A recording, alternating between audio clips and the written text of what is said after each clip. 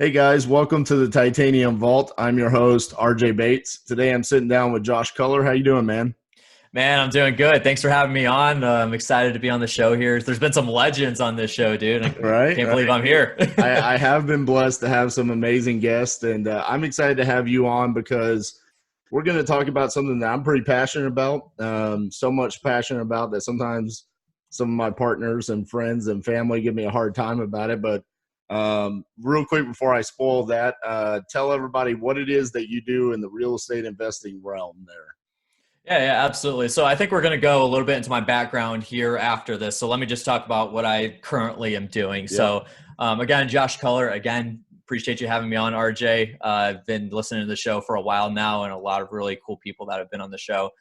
So appreciate you having me on. Yeah. I've been a podcast host for about 6 years and been a part of hosting about 300 episodes. So I know how difficult it can be to get people on the show, scheduling with them, and then actually running the interview. So Yep. kudos to you, man. Kudos to you, Appreciate it. making this happen and giving back to the people that are listening to the show. So Josh Culler. I am out of Northwest Indiana, just outside of Chicago, where I live. It's actually about a 25-minute drive to the heart of downtown Chicago. So I just tell people I'm from the Chicagoland region, and we call it cool. There you go. So I own a business called Culler Media. We do content production specifically for people in the real estate investing industry, which I'll kind of talk about why I niched into that industry here in a few minutes. I've been in this industry for about 7 years. And again, we'll talk about that background, but we do content production. So for those of you who are active real estate investors, we, most times this is the models that will actually come out for one single day. You get us for a full day. We'll shoot an insane amount of videos. We'll go through the entire, agenda process with you. So, we're not just coming in there and just kind of, hey, what are we doing today? That kind of thing. Right. So we'll plan it out and strategically create content around what your goal is. So most of the time when I'm with active real estate investors, it's to do videos for acquisitions, because that's something that you need marketing for acquisitions on a consistent basis. So, using my experience in the marketing department of a large real estate investing company for several years, I know what works, what doesn't. So I'll help strategize that with you. And I act as kind of your on-set director, whereas, a typical videographer is going to come in and just hit record and that's it. Yep. I'm actually going to guide you through everything. And what I tell my customers is, let me strategize for you. You'll chip in. So I'm the point here. I'm the director, and you're just kind of the actor that can give your input, but I know what works. I am in this silo. So, trust me. And so I do that for them. And we'll shoot videos, produce it, send it back to them. And then I'd also have clients where we do, monthly subscriptions for their content. It's more influencer brands. I work with guys like John Martinez, Don Costa, Mike Hambright is one of my monthly clients too. We're about to lock in some insane content for him. One of my good buddies, Max Keller, Michael Zuber, and there's several other people that I work with that I do monthly content for. So I've got a team around me, 4 team members on my Culler Media team. We got the processes and systems locked in. So we'll, visit our monthly clients once a month, shoot videos with them, load up enough content to distribute that daily throughout the month. We push out an insane amount of content. We curate each piece of content for each platform, do all the copywriting for them. So I have a copywriter specifically on my team, and then a distributor. So we distribute all the content out to the platforms. And so that's our our 2 primary products and services, and that's what we do. There you go. So 2 things that I definitely want to touch base on in today's interview is how you found a very specific niche, because I see so many entrepreneurs and they never become great at anything because they try everything. Yeah. And they never narrow it down to a specific niche. And then a common theme of guests on the podcast due to their success is that they have a very specific niche. And so I want to talk about that. And then also content creation and why it's important. Sometimes I have people ask me like, RJ, why do you spend so much time on the podcast and the YouTube channel and just giving out free information? I know the benefits of it. I've been preaching it for a long time, but I want to hear your perspective of that. So let's go back and I'm assuming your past is why you ended up in the real estate investing niche. So talk about that real quick, and then kind of dive into why you chose this to be your specific niche. Yeah, absolutely. That's a really good question. I've never had anybody ask me about like why I went into this niche. I always talk about it, but I don't go deep into it. So I'll go deep into it for the There you go. audience here. So a little bit about the past is when I was 19 years old. So I'm 26 currently today. I've caught myself a couple of times saying I'm 27 on some podcasts I've been on. And then I like get 10 minutes down the road in the show. I'm like, wait a minute, I'm not 27. So once you get past a certain age, man, it just doesn't stop. And I stopped counting. So Right. I know there's people on the show like, you idiot, you're only 26 years old. And so, yeah, so I'm 26. I started in this industry at 19 years old. Long story short, I was going through a rough breakup with a girlfriend. I was working in a downtown Chicago warehouse driving a forklift. And I knew one of my buddies that I played basketball with, his dad actually owned about 500 doors in the Northwest Indiana region and Chicagoland area. And they also did wholesaling. And so, you know, this is back 7 years ago. So that was back when wholesaling was kind of getting its, you know, there was a lot of people into it, but Right. not as much near as today, you know, because they were just recovering from the crash. And so I called my buddy up and I was like, hey, I'm tired of my job. Do you have anything? I don't have really much experience. I had been doing graphic design since I was a sophomore in high school. So I had those skills, but I told them, you know, I'd do just about anything that you guys need. And so they brought me on and I worked with them for about 7 months. Got a lot of really good experience. I mean, I did just about everything from the marketing to closings, acquisitions, cold calling, you know, you name it. I was doing just about everything, putting out bandit signs, pre-looks and all that. And so I got my grounds for real estate there. There's a couple things that happened, caused me to leave. I was there for about, again, 7 months. And then I called my good buddy, Gary Harper, up. And Gary was actually my fourth grade Sunday school teacher. I'm sure many people that are listening right now know who he is with Sharper Business Solutions. And he was actually partners with a couple of guys in the Northwest Indiana region. They're wholesaling in Indiana, Illinois, Michigan, and Ohio, and then later on added Kentucky. And I called Gary and I said, hey, dude, I'm looking for another job. I've got about 7 months of real estate experience, and I'm a very quick learner. I learned by just experience. I sucked at school. I never stepped foot into a college classroom. So I told him, you know, I catch on easily and you know, having that background of me being his fourth grade Sunday school teacher is like, yeah, come on, let's try it out. So I came on board with him. We were buying, selling houses in Michigan. We were doing that. And he and I in the first year virtually bought 70 properties, bought and sold 70 properties in Michigan. We had one guy with boots on the ground who would go do pre-looks and put out signs and stuff like that. And so that was a great experience for me being under a wing of Gary like that. And then also the two other partners. And so I was part of that. So for about 5 years, we were part of that. And I eventually elevated into the marketing director position later on, but I was always in the marketing role with Gary. And so we ran that department, and Gary obviously did a bunch of other things inside that company as well. And throughout the time I was there, I had been a part of about a little over 1,000 real estate transactions. And so that was an incredible experience for me. A lot of things I learned, a lot of things I learned to do, and a lot of things not to do. Right. So, and just to be clear, I did not personally, you know, do those deals. It was a large company of about 30 people. I was in the marketing department, specifically on the acquisition side.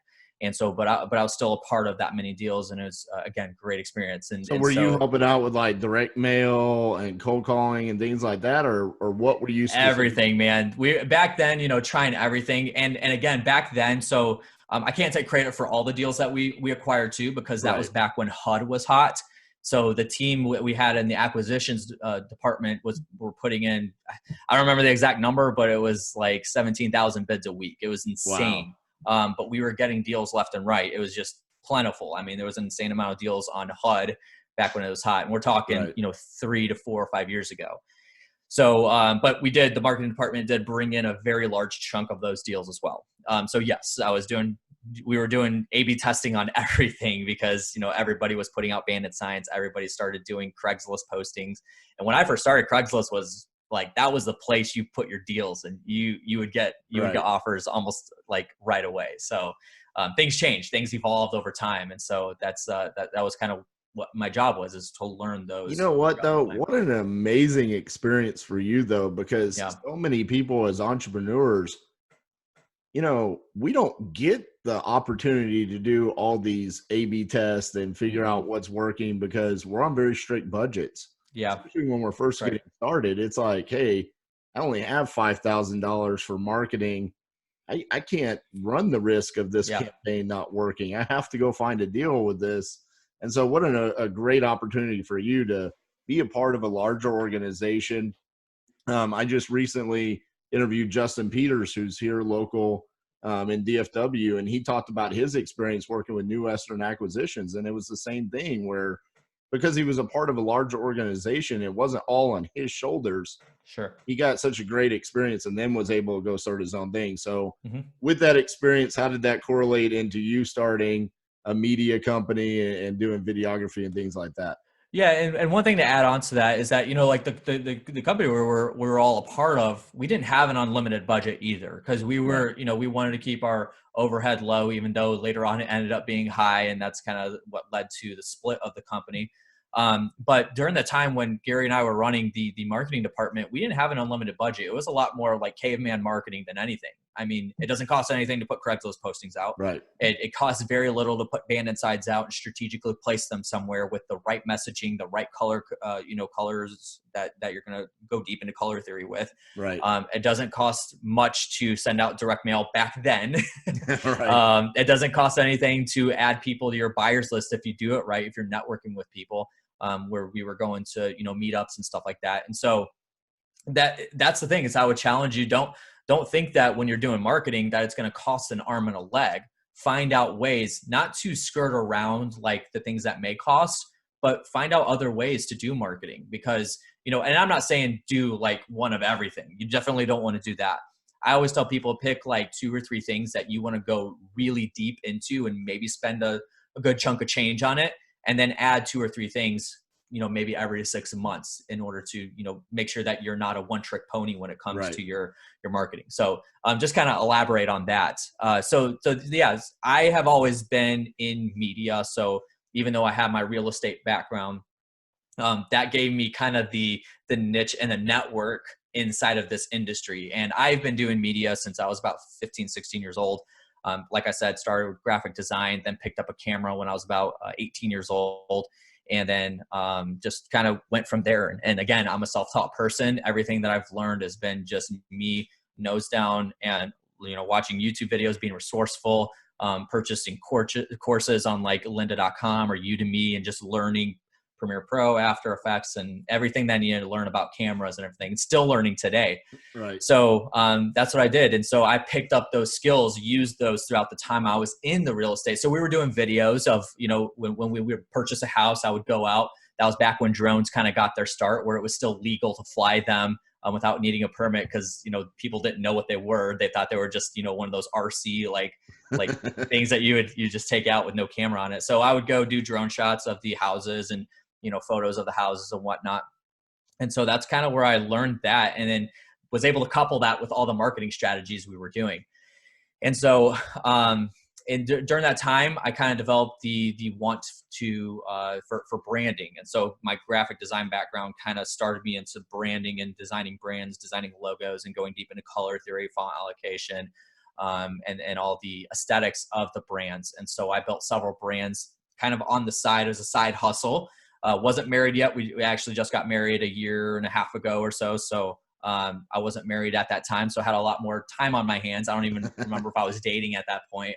And so had a lot of time on my hands. So 9 to 5, that's my full-time job. And then 5 to midnight, that was my side hustle. And that's how I developed my skills. And so anybody that's listening, if you're part-time in real estate, that's kind of, I know a lot of people who have built their real estate empire off the back of a side hustle. So don't be afraid to do that. Don't be afraid to spend some time. I know right now we're recording this, it's still, kind of in between the holidays. And so, Right.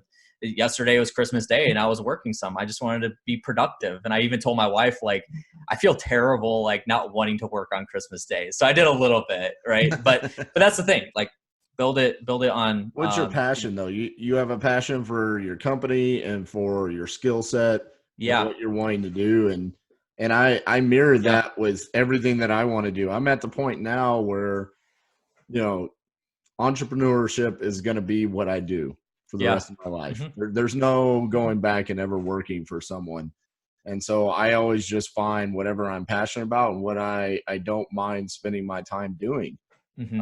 I tell people that all the time. I've actually argued with guests on the podcast before where they've said real estate investing is not my passion. It's just a platform that I've chosen. And I'm like, be careful with that, because Yeah, be very careful. passion of mine. Like, I actually like it. Like, I love owning real estate, buying it, Right.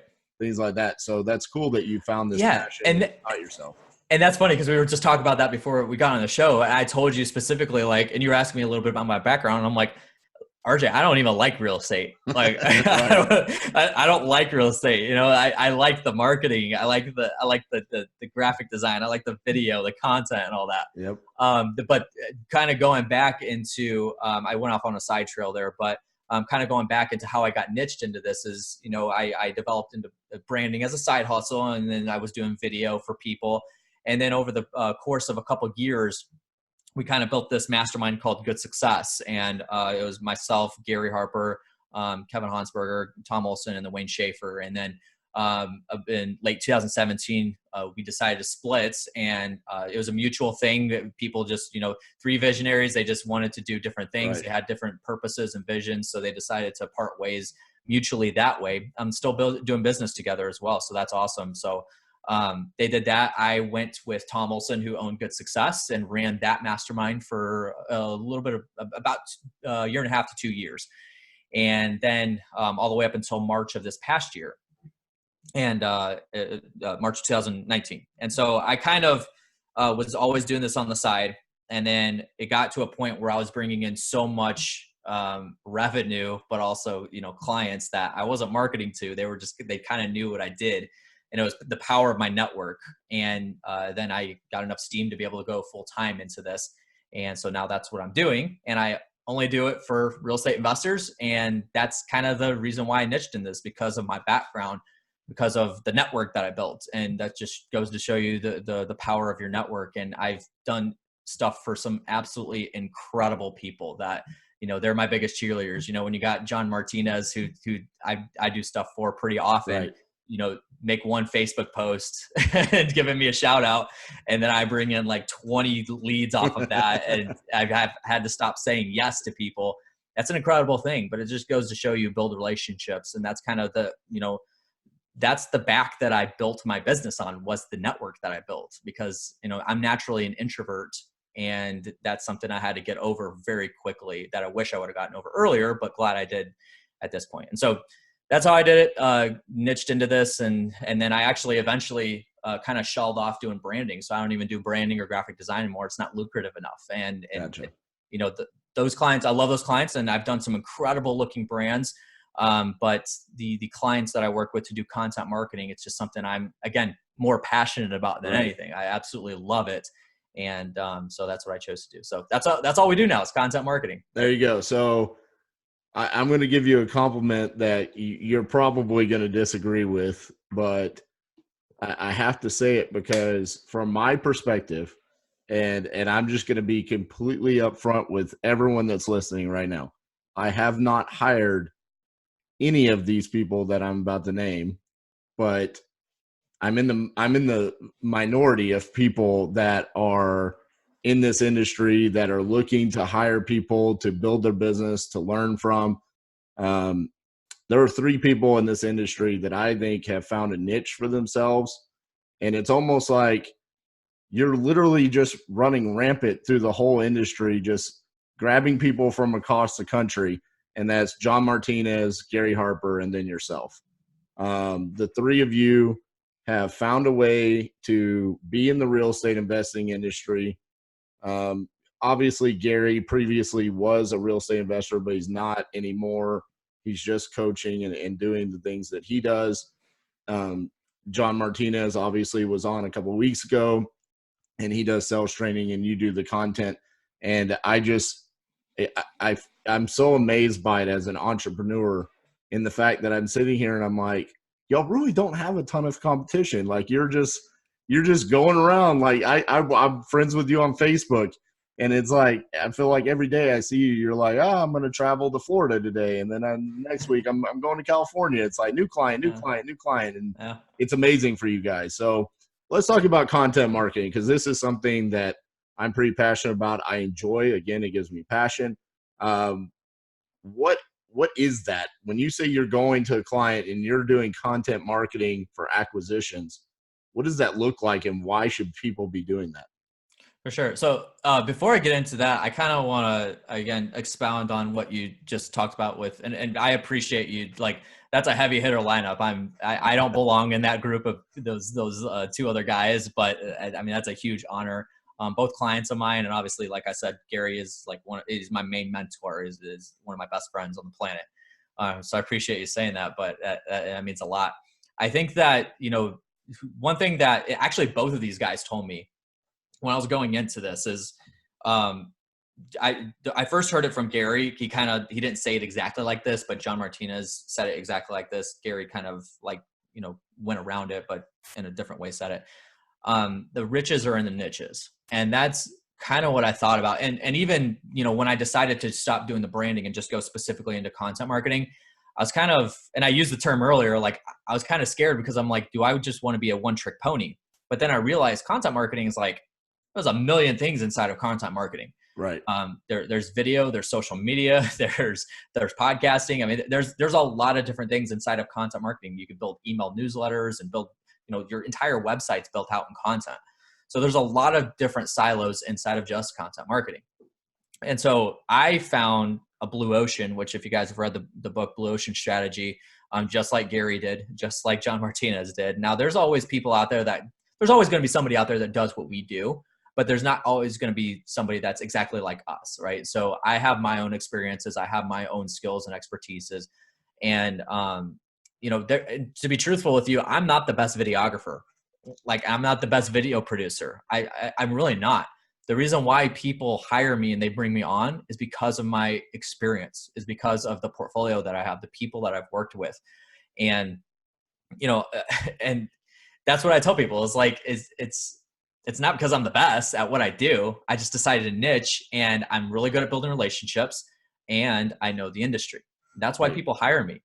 You could hire somebody else that, does incredible video that can do a massive production, but they're just going to come in and hit record, not be able to strategize with you and say, hey, I think you actually should say this instead of that.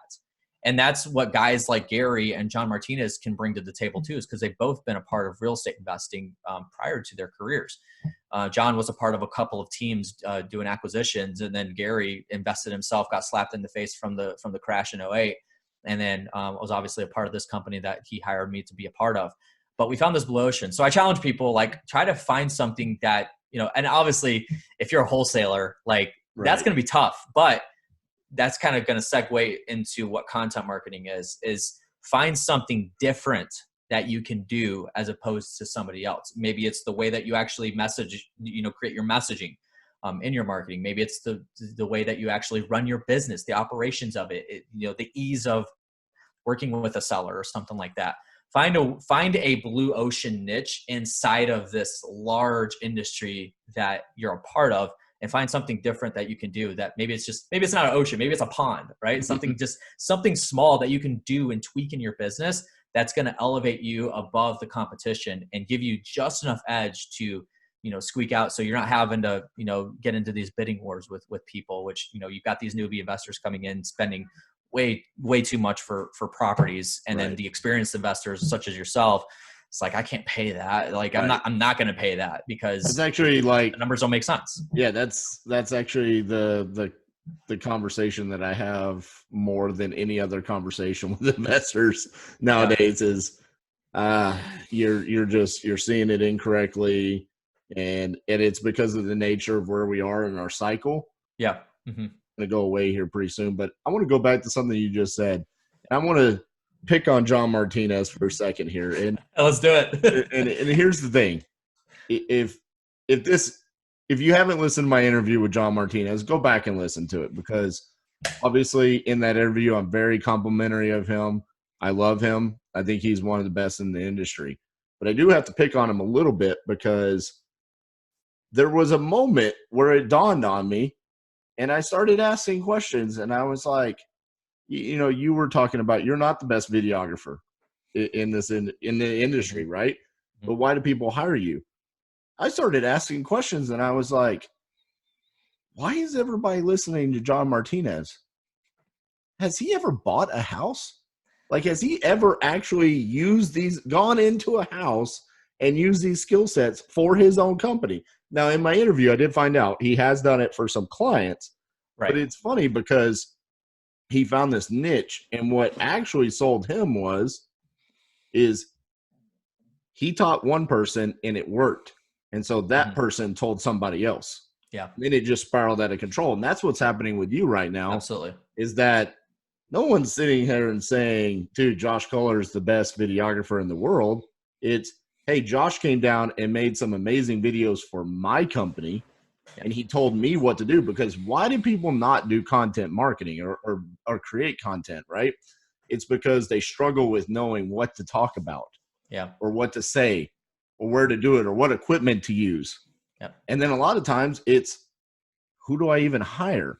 I mean, if you go Google like videographer for real estate investing companies, like maybe you pull up, but I don't think I'm going to pull up. I mean, yep. exactly. My web developer's working on that right now. Right, exactly. So it's like you are the person that's going to get hired. You know, Right. I mean, because if you're on social media, let's just use Facebook, for example, and you're friends with people from across the country, like the Don Costas and the Mike Ambrights, which have large podcasts, they have large followings, and then they make posts about, hey, check out this video that Josh Culler made for me.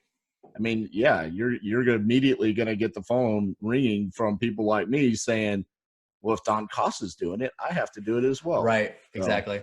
Well, something to add, one more thing to add to that too, is that, you know, it's one thing to have the network that I have and, you know, bring clients on, but the reason why, and I'm not going to get a big head here. I'm just speaking truth right now. Right. The reason why so for instance, like probably 5 to 6 times a week, I get tagged in a post from somebody asking who does video, who does content.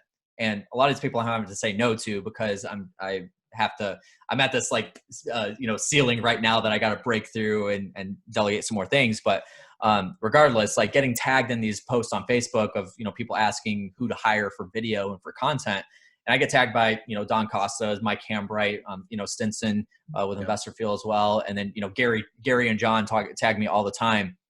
But the reason why they do that isn't just because like I know the industry or I shot videos well. It's because I treated them like my number one customer. Like went out of my way for, you can ask John, like sometimes I bug him like, hey John, is there anything I can do for you? I just send him a message like that. John, is there anything I can do for you? And I'm always just staying on top of them and asking them that question. And I do that with all my clients. Periodically I'll reach out to them and just say, hey, what else can I do for you? What other way can I bring value to you? And I always ask, like, do you feel like you're getting your money's worth out of what we're doing? And if they're not, then I ask why. What can we do different? What can we innovate? And then on top of that, I'm being proactive with innovating their strategies in the first place. So once a quarter, I'll meet with my clients and say, hey, let's revise our content marketing strategy, our content marketing plan, and see what updates have happened to the platforms. You know, what type of content do we need to do differently? Do we need to do more self-help stuff, or do we need to do more specific real estate stuff? And just staying on top of that and being, you know, as opposed to just being a media business, which, you know, you got guys like Gary Vaynerchuk who says you need to be a media business. Like every business needs to be a media business. And I completely agree with that, because that's kind of the way marketing is nowadays. Right. But, you know, on top of that, so I think, you know, media business is second. First should be you're a customer service business. And that goes for active investors, that goes for influencers, that goes for service providers like myself, is you got to be a customer service business. And that's what I've, you know, tried to expound on. And again, like even though I'm a natural introvert, I do very well of like getting out of my shell and just talking to people, especially if, you know, if I got a good relationship with them. But, you know, most of my clients, I'm like, you know, cursing at them, going back and forth. We're having fun with it. Like, you know, we're calling each other a-holes, and like, what's up, bro? You know, stuff like that. Just, you know, having fun with it. I don't have a single client that like, I feel like they're not, you know, one of my best friends. Right. And it's because I've built that relationship with them and treated them like my most valuable customer. And I always tell people, like, you know, when I bring on a client, especially my monthly recurring clients, I don't have a lot of those. Right now I have 12. And I'm at a max capacity. I'm not taking any more on. And so, you know, when I'm with these people though, I build those relationships. I offer to buy lunch all the time, breakfast all the time. You know, Yep. it is their responsibility to buy that stuff, but I always offer because why not? Right. You know, what's $40 to a client that's paying me a premium dollar amount for a premium service? So supporting your life. I mean, exactly. that's the best way that I always think about it. So for, this is going to be episode 105. And so I'm at the point now where every now and then I like to share little things about how I've actually created the podcast and gotten to this point. Sure. For anyone that's ever listened, I have very rarely ever done any research on my guests before interviewing them, even if I don't know who the hell they are. And the reason why is because I always want to come from the place of the listener and what questions I would want next if I was listening to it. And so occasionally I like to just pull things from my experience of following you. So I'm going to guess on something. Is Brent Daniels one of your clients? No, but Jesse Burrell, Evo, and Annie are, and I'm constantly editing videos for them that have Brent in it. So there you go. Okay. So yeah, and the reason why I brought that up is probably because of batch skip tracing and the Brent Daniels video. Yeah, so they're my monthly clients, and I edit like 10 videos a month with Brent in them. So yeah. But it's funny you brought up that everybody should, Gary Vee talks about every company should be a media company as well. And this is something that Titanium has just recently branched out into. We are going to become a media company with Dutch Jackson. Yeah. And it's funny because I don't view you as like competition at all, because we're not going to do what you do. No. I mean, at all. We're a completely different style of company. And it's so funny because you brought that up, that there's so many different little niches within content marketing, right? Yeah. And I've learned that the hard way, even though we haven't, like, this is probably the first time I've said it outside of Steve Trang's podcast about having this media company.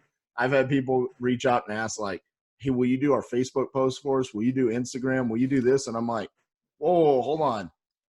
We were going to do music videos with Dutch singing and some videography. How did this turn into I'm running a Facebook account?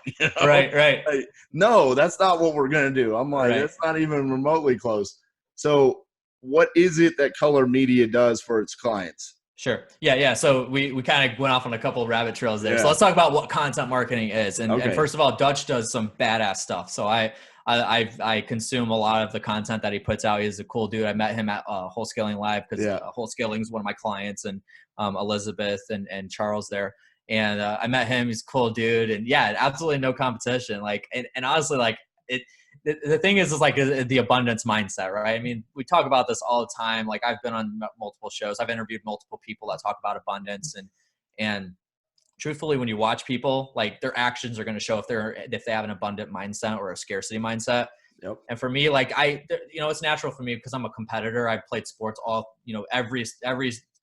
every day of the year. I was playing some kind of a sport, and so that kind of put a competitive drive in me. So I had to get out of that in my early years, where I would, see somebody that I thought should be my client, and there's another person with them, and I'm like, oh, I should have had that person, that kind of thing. It's like, I'm at this point right now where I can't take any more clients on. So those of you who are listening, like, unless you're an active investor and you want me to come in for one day to shoot videos, like, I can't take on any more monthly clients. Right. Until I'm able to scale the business and put, the pieces together to be able to go past that, if I even want to do that. But think about it that way. Like, we talk about the Phoenix people, right? You were on Steve Trang's podcast, and Annie, Evo, and Jesse are clients of mine. I know Pace and Jamil and those guys and Brent.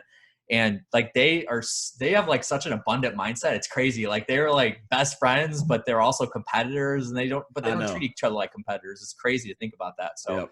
So let's talk about content marketing real quick before we end the show in 2 minutes. But so content marketing, it's basically, if you wrap your head around what content marketing is, you're basically answering people's questions.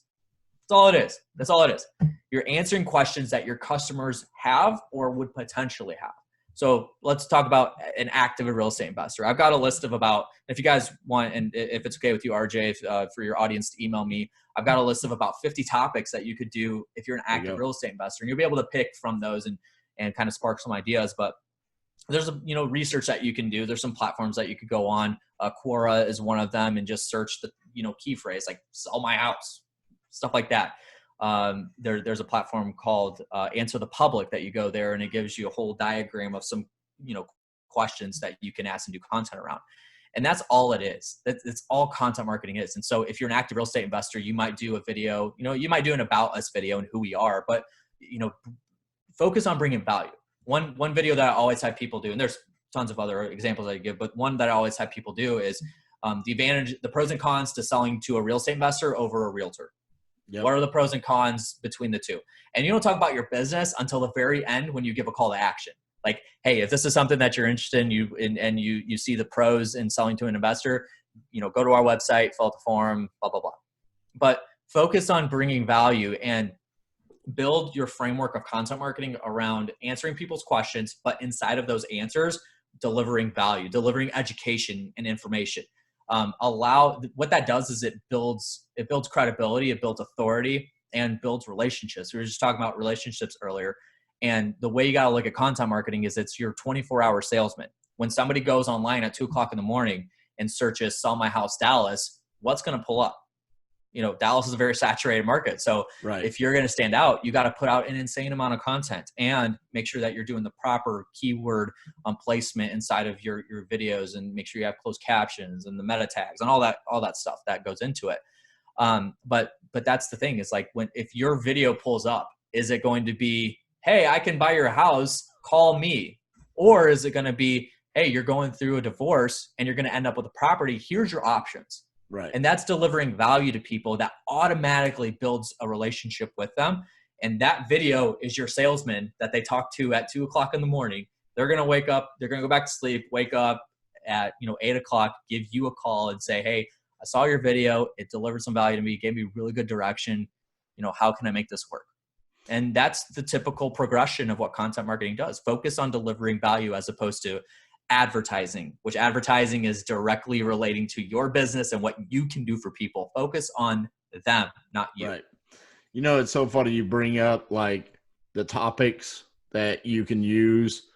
And I think this is one of the areas where specifically real estate investors sometimes struggle with the content creation. Yeah. Because they're not thinking about who their audience is and what they need to hear. They're just thinking about what they can do for the audience. That's it. They're not thinking about what the audience needs. And this is one of the areas that the iBuyers have just kicked our butts. Yeah.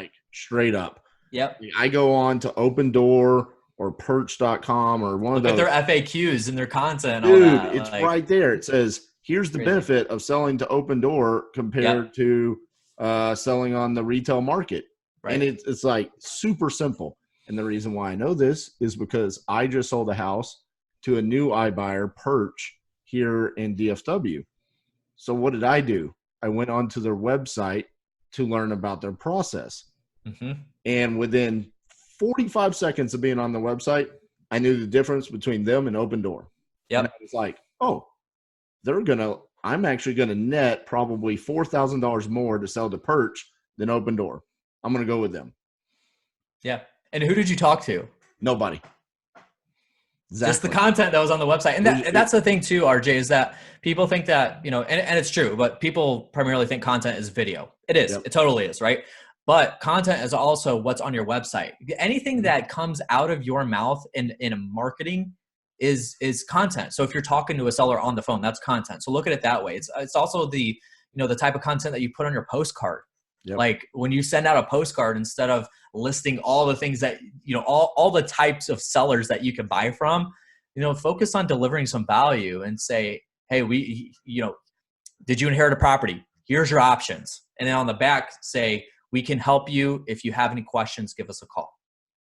Done. You're building a relationship with them. Actually, I want to go full circle on that story that I just shared because it's actually pretty cool. Yeah. I interviewed Justin Peters last week. I've already mentioned him once. He was my interview last week. Okay. We talked about iBuyers because he used to work with Open Door. Mm, So he worked Open Door, New Western Acquisitions, then started his own company. So okay. we talked about that for a lot. And then I brought up the fact that I was selling houses to Open Door, that I was acquiring steep discounts. I was just turning around doing nothing and just selling them to Open Door.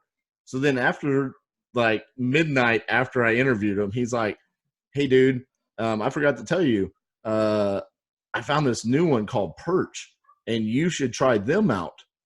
So I'm sitting there at midnight and I'm like, Perch, okay, perch.com. And I'm about to sell a house, another house that I had just acquired, to Open Door. Went on their website and there was two things: the frequently asked questions, where it showed the difference, and then they had a video on their website where obviously they had one person with a script sit down with a camera, nailed it, told me the differences. 1 minute later, I'm submitting it. The next day, I get an offer, sign a contract with Perch. So Yep. pretty cool that that whole thing came full Yep. circle from the podcast. But again, what's the podcast? Content, right? Yep. So without me doing the podcast, I wouldn't have known that. So really, I view it as like, dude, that podcast episode literally just made me $4,000. That's right. And and people need to think of it that way too, because there is a certain dosage that you need to put into your marketing that's straight advertising, right? You got to Right. do that, right? I mean, that's the that's the way it's got to be. But if you focus more on delivering value with your content as opposed to just advertising all the time, you're going to see a lot heavier results. But keep in mind, these are going to be results that may just impact you down the road. Advertising is one of those things where you can convert quickly, but it's a transactional relationship, which someone on the podcast listening might say, well, I'm just wholesaling. I'm buying from one buyer. That's it.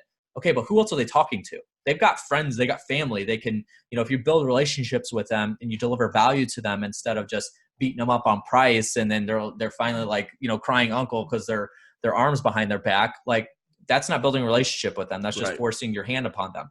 And they may not have any other options, or may not, you may be in a market that's not saturated and you're the only person that can buy their house. So build relationships with them. But when it comes to influencer, content, like what you're doing with the podcast, what I found is that, for me, and, I think we're going to talk about it a little bit later, but, I have a podcast that's called the Content Marketing Playbook. It's just, a podcast for content marketing in any industry that you're part of, because most content marketing is very principle based. And then I also have a newsletter specifically for real estate investors called the REI Marketing Weekly. On those two silos, I only deliver value. I don't give call to actions on it. I have nothing to sell you. I have no product. I do have a service, but I can't take anybody else on right now. Right. And so what happens is, by arbitrage, people reach out to you. I've just from the podcast, I've had several people reach out to me that aren't even in the real estate industry and say, hey, would you be willing to come to my gym and shoot some videos? And, I got to say no, because I'm niched in this industry, but I also give them, a solution as well. So I'll hook them up with another videographer or something like that. But, when it comes to this influencer marketing, people don't want to be patient. They don't want to just like go to 105 episodes on a podcast and, they don't see any results. They didn't see 10,000 downloads in the first week. Right. Like, guys, that's not how it works. That's not how content marketing works. You're building relationships with people, and the content marketing is for the long-term haul, to establish authority, to establish credibility, to establish relationships. Whereas straight advertising, again, is needed, but it's transactional. You're getting in there quick, you're getting out quick. And that's I literally not own two companies that I wouldn't have owned without putting myself out there. Yeah. Next Level Flipping, Yeah. and now Titanium Vision with Dutch. Yeah. Dutch wouldn't have known who RJ Bates is if I had just reached out to him and said, hey, man, my name's RJ and I'm a real estate investor. If he couldn't go back and check to see who I was, he wouldn't have been like, yeah, let me go and do videography for you and let's go into business. He went and did his research on me from that initial reach out. And same thing with Next Level Flipping. I didn't know Ryan Robeson before we partnered together. But I did know Jamie. But I mean, without content, dude, those two whole companies I'm not a part of without it. So sure, it's vital to today's business, and it's only going to continue to become more and more vital moving forward. And the bottom line is too, is like the more you do, even if you don't ever mention your Titanium Investments company where you're buying and selling, just by arbitrage, people are going to want to know what you do if you deliver the value to them. Once you start, like for me, I've talked a little bit about Culler Media and what I do because you asked the question. But if you didn't ask the question, I wouldn't have talked about it. I would just start talking about content marketing. Right. And by doing that, people would realize that, hey, this guy knows what he's talking about. So let me go check him out. And so then they'll go check me out and see what I have to offer, see what content's out there about me, about the company. And then if it delivers enough value, then they'll pull the trigger. You got to look at content marketing as dating. You're dating. You're not always going to go for the kill. You're not always going to go for the kiss or the home run, right? Like you want to get to first base. Want to, first of all, you got to swing and you got to hit the ball. Then you got to get to first base. And that's how content marketing is that the more value you deliver, the more you date that person, which is them consuming your content. Then at some point, instead of you having to go in for the kiss, they're going to go in for the kiss and pull the trigger without sometimes even talking to you. Right. I found that a lot of times where a customer will I've talked to multiple active real estate investors. They're like, hey, we put all this content out that you filmed for us. And we had a seller that watched like all the videos. And then they got on the phone and they're like, hey, I don't even want to talk about like the differences between you guys. I already know. I watched all your videos. So how do we move forward? And that's awesome. Kind of how it happens. So think about it that way. Yep. All right, man. Well, I will say this. When you start creating content, don't expect to be great at it at first. That's why there's people out there like Josh to help you, to direct and things along those lines. 105 episodes ago, if I had tried to interview Josh, I would have been nervous out of my mind. We would have barely been able to last 25 minutes on the episode before I'm like, I'm out of questions, buddy. Like we gotta wrap this up. Yep. And here we are. We're approaching damn near an hour. So I appreciate you taking the time today. Any final thoughts and about content creation and working with someone like yourself? Yeah. One thing to cap off on that, and I'll be really quick, is one thing I love hearing Gary Vaynerchuk say, and I'm a big Gary Vee fan, obviously. Like he's the one who kind of started content marketing. He didn't start it, but he's like kind of the godfather of it, right? And so one thing that he always says is that like you can read about push-ups, but until you actually do them, you're not going to get fit, right? So it's the same thing with content marketing. It's the same thing with everything. But when you're looking at content marketing, what you just talked about, when I go back and listen and watch the first episode I ever hosted, and I'm up to like 320 episodes of different podcasts that I've hosted and been a part of. And if I go back to the very first one that I ever did, it's actually with Gary Harper. It was terrible. Like it was the most god awful thing that you'll ever listen to. Like no value. We were just putting like 20 circles and that kind of thing. Like it was terrible. But I hear a lot of people like try to consume, YouTube videos on how to do content marketing, and they read all the books and stuff like that. And that's all stuff you need to do. Like you gotta, learn how to do a push-up properly and the proper posture and how many to do, how many reps, how many sets, and how far do you bring your hands in or how far do you bring them out and why do you bring them out and that kind of thing. But until you actually do it and start on it, you're not going to make any progress. You're never going to grow. You're never going to innovate. And now you're 105 episodes in, and this is an awesome episode. I mean, we've gone an hour. We could probably go 4 hours because that's what I was we just I don't even feel going. like we like scratched the surface. Yeah. I feel like we could go on and on, Yeah. But. So the last thing here that I'll leave you guys with is, there's a few things when it comes to content marketing to get started. Number one is, what are you comfortable with? If you don't like being on video, don't be on video. Start writing. Like maybe you like writing. Write some blogs, write some articles that can go on a site, or write some scripts that you could send to Fiverr.com and they can film for you. Yep. Figure out what you are comfortable with, and then eventually you work into that. Now, that doesn't give you an excuse to not try it. So actually try it. The second thing is, you got to know your avatar. You got to know who your audience is. And, then the next thing is, where are they? You got to discover that. Because if you're putting, if you're a real estate investor, and you're an influencer like RJ, if you're putting content out on TikTok or Snapchat, I mean, you're probably going into, dead space. Right. But you're putting it on Facebook, YouTube, podcast. Hey, you're in the right place because you are where your audience is. So those are the things you got to think about when it comes to content marketing. And you don't want to just be white noise or even worse, just in a red ocean as opposed to a blue ocean with your content marketing. So think about it that way. That's all I got, man. I love it. And to wrap up and kind of finalize that thought there, when I started the podcast, I was deathly afraid of cameras and lights and speaking on stage. But because I started the podcast and I started audio only, It made me Yep. comfortable with interviewing people. And then I went on Propelio TV as a guest. I literally drove 30 minutes over there feeling like I was going to throw up the entire time. Did one episode with them, and I was like, that was awesome. Like, I loved it. And Yep. now I'm so comfortable having a camera in my face and speaking on stage. It's like second nature to me. But it was a fear of the unknown. And until I did it, then I realized I actually like it. So, Mhm. Josh, thanks so much for sitting down with us. Guys, that's this week's episode. If you're listening on iTunes, give us a 5-star rating. If you want to give us a 4-star or less review, give it to someone else and then give us the 5-star review. If you're watching on YouTube, give us a thumbs up. Make sure you're subscribed and set the notifications. All right, guys, we'll see y'all next week.